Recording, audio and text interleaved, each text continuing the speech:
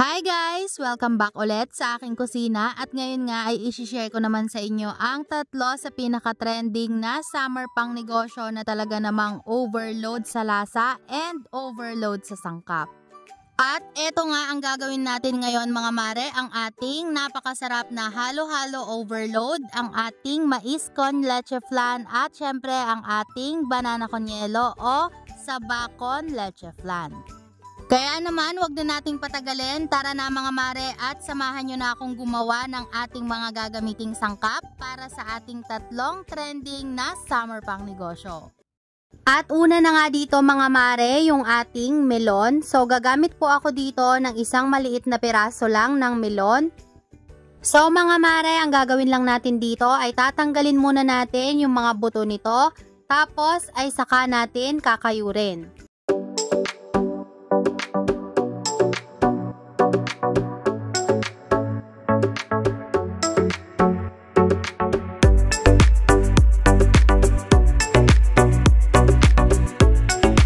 At eto na nga mga mare, yung ating nakayod na melon.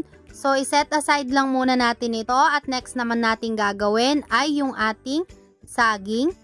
At dito nga sa ating kasirola mga mare, maglalagay lang tayo ng katamtamang tubig lang. Tapos ay mag-a-add lang ako dito ng 4 tablespoon ng brown sugar or yung ating light brown sugar. At i-mix lang natin yung mabuti mga mare hanggang sa medyo ma-dissolve na yung ating sugar. At hintayin natin na mag-simmer. At kapag nagsisimmer na nga po ay i-mix lang natin ulit yan ng bahagya. Tapos mga mare, maglalagay lang ako dito ng konting patak lang ng ating egg yellow na food color. This is optional naman po. Naglagay lang ako para pampatingkad sa kulay ng ating saging. And maglalagay din po ako dito ng banana essence. Pwede rin kayong maglagay dito guys ng vanilla essence kung gusto nyo. Tapos ay haluin lang natin yan guys ng bahagya and then ilalagay na rin natin dito yung ating mga na-slice na saging na saba. Tapos mga mare, takpan lang natin yan hanggang sa mag-simmer. At pagkatapos nga ng ilang minuto mga mare, kapag nga kumukulo na yan, ay hahaluin po natin yan from time to time. Para po maiwasan natin na masunog yung ilalim at para din po pantay yung pagkakaluto dito sa ating mga saging.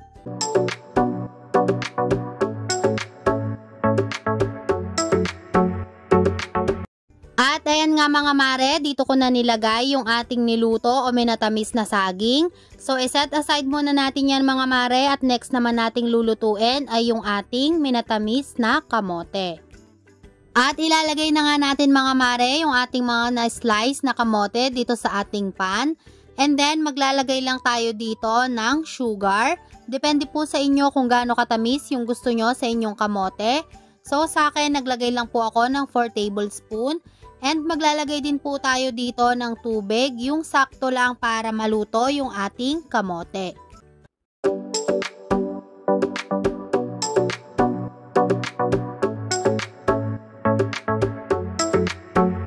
At pagkatapos nga ng ilang minuto mga mare, ayan nga at kumukulo na itong ating kamote. So maglalagay lang ako dito ng vanilla extract or yung ating vanilla essence. At pagkatapos nga ng ilang minuto mga mare, ayan nga at na-absorb na nung ating kamote yung nilagay natin dito na mga liquid. At kapag nga po malambot na ay pwede na natin yung hanguin at ilagay sa isang lagayan.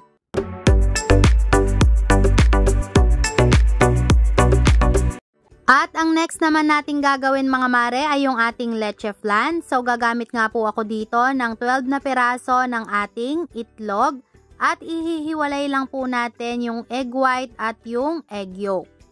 At ang gagamitin lang po natin dito ay yung ating egg yolk para po talagang smooth and creamy yung ating leche flan.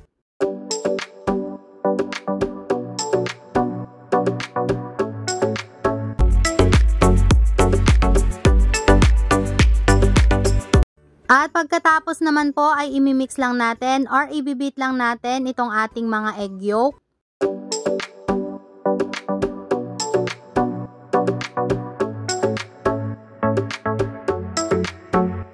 At kapag na-mix na nga natin ito ng maayos, ay ilalagay na po natin dito yung ating 1 can ng condensed milk. At maglalagay din po tayo dito ng 1 can din ng evaporated milk. Tapos ay imimix ulit natin tong mabuti hanggang sa mag-combine po yung tatlong ingredients na nilagay natin dito.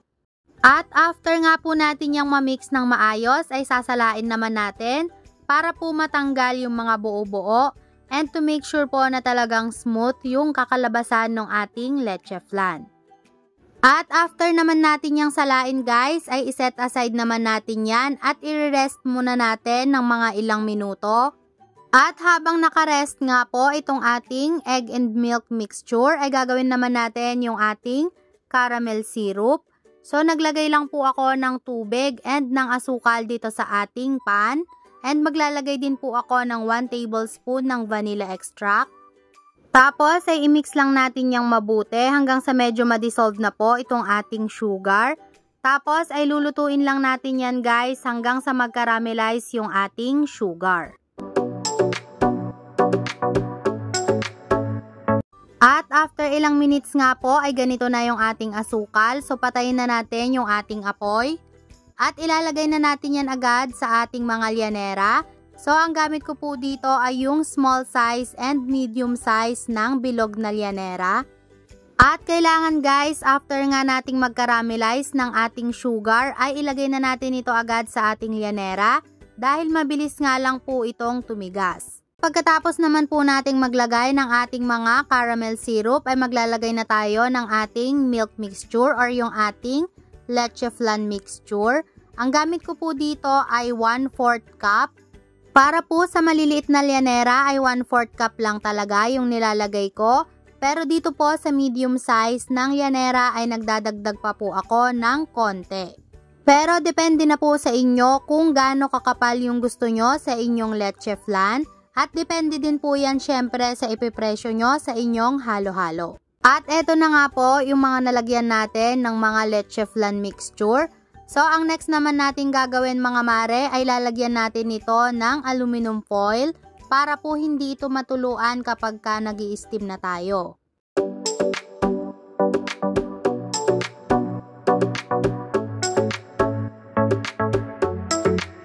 At after nga po natin yung makover ng aluminum foil ay itatransfer naman natin ito o ilalagay na natin ito dito sa ating steamer.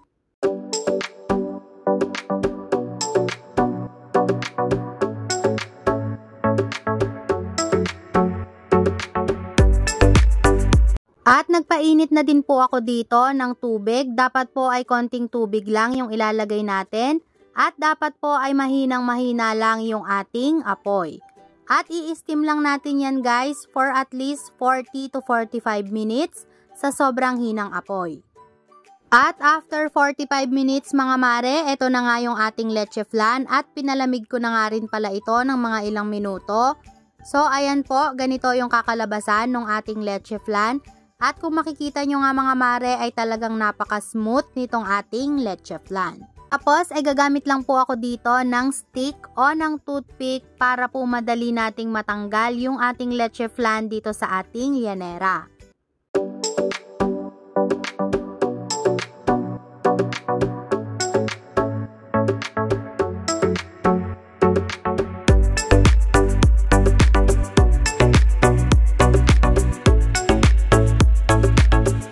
At eto na nga mga mare, ganito nga ka-smooth yung kakalabasan ng ating leche flan. Gawin naman natin yung ating kamoting ube. So ang gagawin ko lang po muna ay ilalaga ko muna itong aking mga kamote. At ang ginagamit ko pala dito guys ay yung ating pangkaraniwang kamote lang. Pero pwede naman po kayong gumamit dito nung kamote na panghalaya. At pagkatapos nga ng ilang minuto mga mare, i-check nga natin kung malambot na or luto na yung ating mga kamote. At kapag nga po luto na ay pwede na natin yung hanguin at papalamigin natin. At nung lumamig na nga guys, itong ating mga kamote ay binalatan ko lang po ito. At ang next naman natin gagawin ay gagadgarin lang natin yan. So gagamit lang po ako dito ng gadgaran. Tapos mga mare ay gagadgarin lang natin ito para mas madali na natin itong lutuin mamaya. So ayan mga mare, ganito lang po yung gagawin natin sa ating mga kamote at uulitin lang natin hanggang sa matapos natin lahat yung ating mga kamote. At ayan nga, after nating magadgad lahat yung ating mga kamote, ay ilipat lang natin yan guys sa isang pan o sa isang kasirola. Tapos mga mare, maglalagay na din ako dito ng 1 can ng evaporated milk. At maglalagay din po ako ng 1 can ng condensed milk. Tapos ay i-mix lang po natin yung mabuti at siguraduhin lang natin na nag-combine na itong ating mga nilagay na ingredients bago po natin ito isalang sa ating kalan. At after nga natin yung haluin mga mare ay isalang na nga natin ito sa ating kalan at lulutuin na po muna natin ito ng mga ilang minuto. At habang niluluto nga natin yan mga mare ay hindi natin yan titigilan sa paghalo para po maiwasan natin na masunog yung ilalim. At mga mare, maglalagay na nga rin pala ako dito ng vanilla essence and yung ating food color. Optional lang naman po yung paglalagay dito ng food color pero gusto ko kasi ay medyo matingkad yung aking ube kaya naglagay po ako ng food color. Pero kung ayaw nyo naman pong maglagay ay okay lang din naman. At kung napapansin nyo po na medyo lumalapot na at medyo mahirap nang haluin, ay maglalagay na po tayo dito ng butter o kaya naman ay margarine. So sa akin po margarine yung ilalagay ko dito dahil wala po akong butter. At pagkalagay nga natin dito ng butter o margarine mga mare ay haluin lang natin yan hanggang sa ma-dissolve yung nilagay natin dito na margarine. Tapos ay lulutuin na lang natin yan guys for at least 5 to 10 minutes at okay na nga itong ating ube kamote or yung ating ube halaya. So ayan guys, luto na nga itong ating kamoting ube. So iset aside lang natin yan at palamigin. At ang next pa rin natin gagawin guys ay isa pa rin sa nagpapasarap sa ating halo-halo. At ang gagawin nga natin next ay ang ating custard milk. So bali ito nga yung gagamitin nating gatas para sa ating halo-halo. So gagamit po tayo dito ng egg at syempre ng condensed milk na 1 can and yung ating 2 can na evaporated milk. And gagamit din po ako dito ng egg yellow color na food color. At bali 7 piraso po pala yung gamit ko dito na small size na itlog. At i-separate lang natin guys yung kanyang egg white at egg yolk dahil egg yolk lang po yung gagamitin natin dito. At after nga nyan mga mare ay i-mix nga lang natin itong ating mga egg yolk.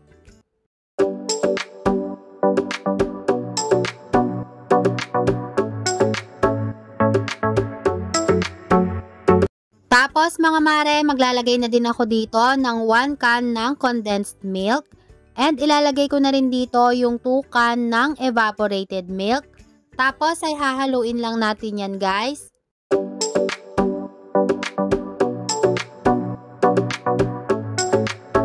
Next naman mga mare ay maglalagay na tayo dito ng vanilla essence, pampatanggal ng lansa. And naglagay na din po ako ng konting food color. Optional lang naman mga mare yung paglalagay dito ng food color pero mas maganda po kung maglalagay tayo ng konti para po mas matingkad ng konti yung ating custard milk. Tapos nga ay i-mix lang ulit natin itong mabuti. Tapos mga mare, gagamit din po tayo dito ng strainer at sasalain lang natin itong ating mixture para po matanggal natin yung mga buo-buo.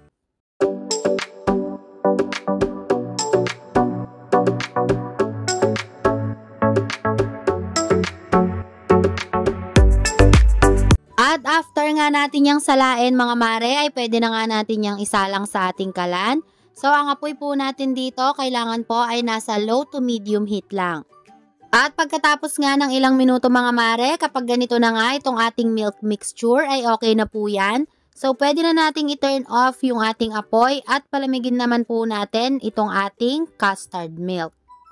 So ayan mga mare, eto na nga lahat yung ating mga ingredients para sa ating halo-halo.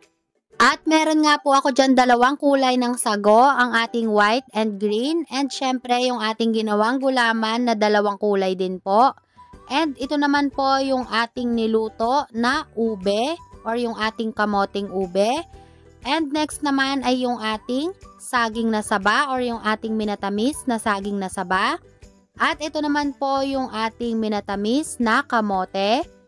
At mga mare, meron din po ako ditong fresh buko. Mas gusto ko po kasi yung fresh na buko, pero pwede naman kayong gumamit ng buko makapuno. At syempre, meron din po tayo ditong melon. At syempre mga mare, hindi mawawala dito yung niluto natin na napakasarap na custard milk. At dahil ready na nga lahat mga mare, itong ating mga ingredients, ang next naman po natin gagawin ay mag-a-assemble na tayo. At ang gamit ko pala dito mga mare na cup ay yung 22 ounce na cup. So una nga mga mare ay maglalagay muna tayo dito ng ating ube. At katulad nga po ng sinabi ko ay isa ito sa nagpapasarap talaga dito sa ating halo-halo. At mas masarap po kung maraming ube, kaya mas okay po kung maging generous tayo sa paglalagay dito sa ating ube. So ganyan lang mga mare, ilalagay nga lang natin yan sa gilid ng ating cup. Tapos ay uulitin lang natin ang process hanggang sa malagyan na nga natin lahat itong ating mga cups. At pwede rin po kayong gumamit dito ng ibang size ng cup, depende po kung magkano ang benta nyo sa inyong halo-halo. Sunod naman mga mare ay maglalagay na nga tayo dito ng ating mga sago. So depende na sa inyong mga mare kung gaano nga karami ang inyong ilalagay ng mga sago at pati na rin ng ibang mga ingredients. So, tansyahin nyo na nga lang mga mare ang paglalagay ng mga ingredients. Syempre, depende pa rin po yan sa ipipresyo nyo sa inyong halo-halo.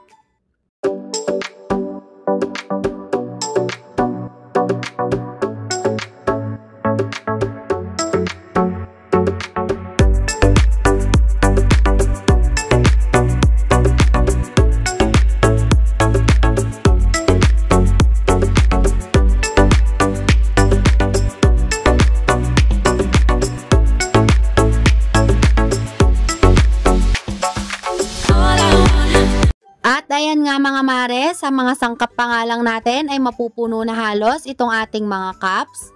Tapos mga mare, ang susunod nga natin gagawin ay maglalagay naman tayo dito ng ating crushed ice. At sa paglalagay naman ng yelo mga mare ay wag nga nating pakapupunuin itong ating cups para po hindi umapaw mamaya pag naglagay pa tayo dito ng ating mga pang-toppings.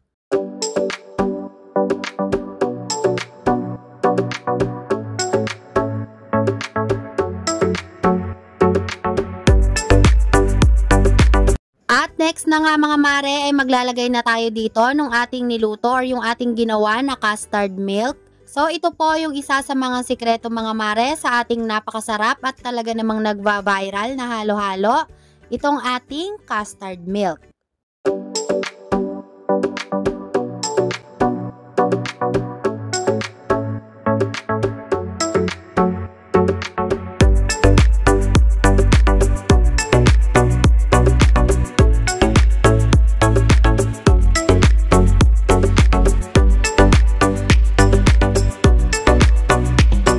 At ayan nga mga mare, after nga nating mailagay yung ating custard milk ay talaga namang nakakatakam na.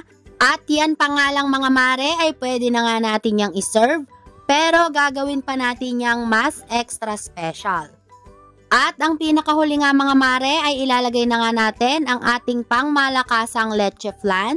So ilalagay lang natin yan guys dyan sa ibabaw. At kung makikita nyo nga mga mare ay talaga namang halos makover na nito yung ating cup.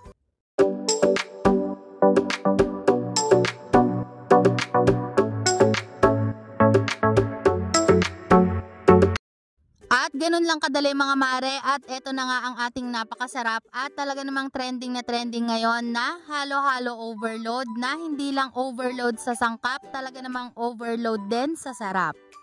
After naman ang ating halo-halo, ang next naman natin gagawin mga mare ay ang ating napaka-creamy at talaga namang napakasarap din na mais con leche flan. Eto na po lahat yung mga gagamitin nating mga ingredients. So meron po ako ditong cornflakes. Para po sa special mais con yelo, kailangan nating gumamit ng cornflakes, pero kung hindi naman ay okay lang din na hindi. And then eto po yung ating cream corn. At syempre, meron din po tayo ditong whole corn. And gagamit din po ako ng dulce de leche. This is optional pero mas okay kung meron.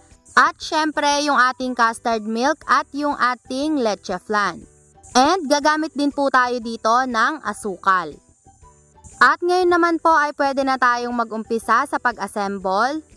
Dito po sa ating cup ay naglalagay muna ako ng whole corn. Bali naglalagay po ako ng 2 tablespoon ng ating whole corn. And then maglalagay po ako dito ng dulce de leche. Again, this is optional pero mas okay po at mas extra special kung meron nito. Next naman po ay maglalagay ako dito ng crushed ice. Bali konti lang po muna yung ilalagay ko dito na crushed ice. So, depende na po sa inyo kung paano nyo ililayer ang inyong mais con yelo. Sa akin po, ganito yung ginagawa ko para mas appetizing siyang tignan.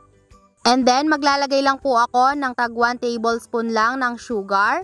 Tapos, ay maglalagay na po ako dito ng 1/4 cup lang ng ating custard milk.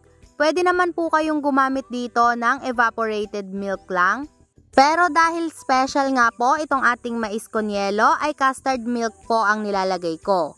And then, after po nating maglagay ng ating custard milk, ay maglalagay na po tayo dito ng ating cream corn. Bahala na kayo mga mare kung gaano karami ang ilalagay nyo na cream corn. Syempre, depende din po yan kung magkano ang ipipresyo nyo sa inyong mais con yelo. Sa akin po, ang nilalagay ko ay 2 tablespoon nitong ating cream corn and 2 tablespoon din ng ating whole corn. Tapos, ay maglalagay na ulit tayo dito ng ating crushed ice. And this time po ay pupunuin na natin itong ating cup.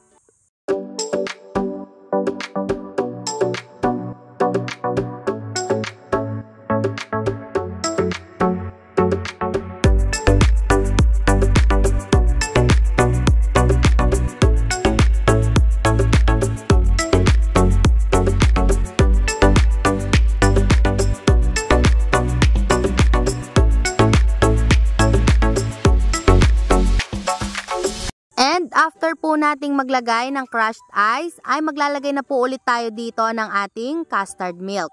Again, kung ayaw nyo pong gumamit ng custard milk, ay pwede naman po kayong gumamit ng evaporated milk lang.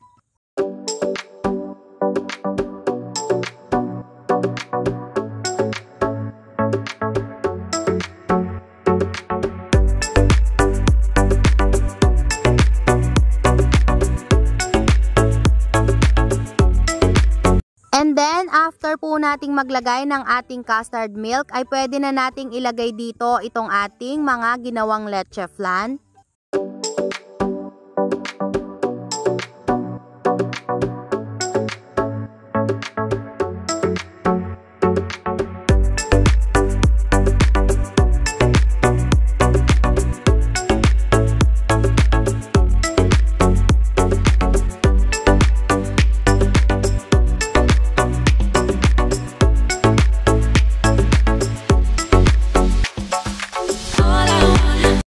Lastly ay maglalagay na po tayo nitong ating cornflakes. So diskarte nyo na mga mare kung paano nyo gagawing mas appetizing sa paningin ang inyong mais con yelo.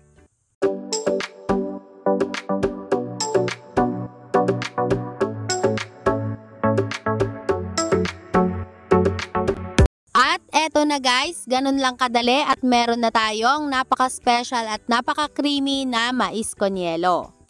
And last but not the least, hindi rin magpapahuli mga mare at hindi magpapaiwan ang ating napakasarap at napaka-creamy din na saba con leche flan.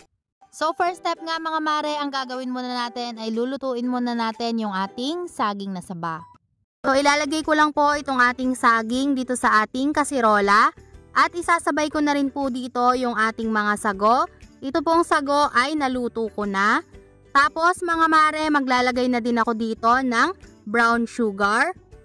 Naglagay po ako dito ng 1 1/2 cup ng brown sugar. Pero depende po sa inyo, kayo na po ang mag-adjust. Depende kung gaano katamis ang gusto nyo sa inyong saging. And then naglagay lang po ako dito ng 1 cup ng tubig. Tapos mga mare, haluin lang natin yung mabuti para medyo ma-dissolve yung ating sugar. At kailangan nga po ang apoy natin dito ay nasa low to medium heat lang para po maiwasan natin na masunog yung ating saging. At naglagay din po ako ng 2 tablespoon ng vanilla extract or yung ating vanilla essence. And then takpan lang natin yan mga mare hanggang sa mag-simmer. At after ilang minutes nga mga mare, ayan nga at kumukulo na itong ating saging. So hahaluin lang natin yan from time to time para nga po maiwasan natin na dumikit yung ating saging sa ilalim. At pagkatapos nga ng ilang minuto mga mare ay pwede na nga nating i-turn off yung ating apoy at papalamigin lang natin itong ating mga saging. Tapos ay saka natin ito itatransfer sa ating lagayan. So ganyan po mga mare yung gusto nating ma-achieve sa ating saging. Yung hindi po siya masyadong durog at talagang makikita pa natin na buo-buo yung ating mga saging. At eto na nga lahat mga mare yung mga gagamitin nating mga ingredients. Eto yung niluto natin na minatamis na saging and gagamit din ako dito ng caramel syrup. Optional lang naman to pero mas masarap kung meron. Kung ayaw nyo naman gumamit dito mga mare, gumamit na lang kayo ng asukal pandagdag sa tamis. And syempre mga mare yung ating custard milk. At next naman mga mare, mag-a-assemble na tayo. So una nga ay maglalagay muna ako ng caramel syrup dito sa ating mga cups. Again, optional lang to mga mare. Kung ayaw nyo maglagay nito ay pwede na lang kayong gumamit ng asukal. After nating maglagay ng caramel syrup, ang next naman ay maglalagay tayo nitong ating niluto na minatamis na saging. 1 tablespoon lang yung nilalagay ko dito bawat cup dahil mas marami ang nilalagay ko sa toppings. At after nga nating maglagay ng minatamis na saging ay maglalagay na tayo dito ng ating crushed ice. Pero hindi po natin yan pupunuin dahil maglalagay pa tayo ulit dito ng ating minatamis na saging. After nating maglagay ng ating crushed ice ay maglalagay naman na tayo dito nitong ating custard milk. And after nating maglagay ng custard milk ay saka po tayo maglalagay dito ulit ng ating minatamis na saging. At bago ko to lagyan ng minatamis na saging ay maglalagay lang ulit ako dito ng caramel syrup. Kung hindi po kayo maglalagay nito, maglagay muna kayo ng sugar para naman hindi kulangin sa tamis. At eto na nga mga mare, maglalagay na ulit ako dito ng minatamis na saging. Bali 2 tablespoon po yung nilalagay ko dito sa ibabaw. And then after nyan mga mare, saka tayo maglalagay dito ng leche flan.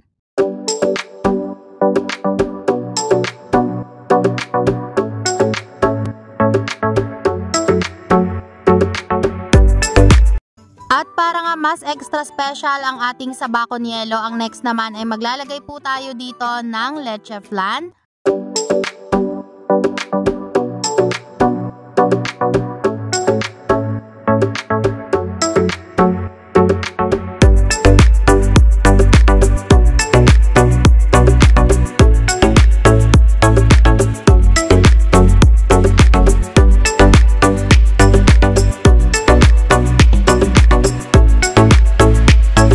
At ganun lang kadali mga mare, at eto na nga ang ating napakasarap na pangmerienda ngayong tag-init at pwedeng-pwede nating gawing pang negosyo ang ating saba con yelo overload o ang ating saba con leche flan. At ganun lang kadaling gawin ang tatlo sa pinaka-trending na summer pang negosyo recipe na pwedeng-pwede mong umpisahan kahit nasa harap lang ng inyong mga bahay. At hanggang dito na lang mga mare, sana po nagustuhan nyo ang ating pang negosyo recipe for today.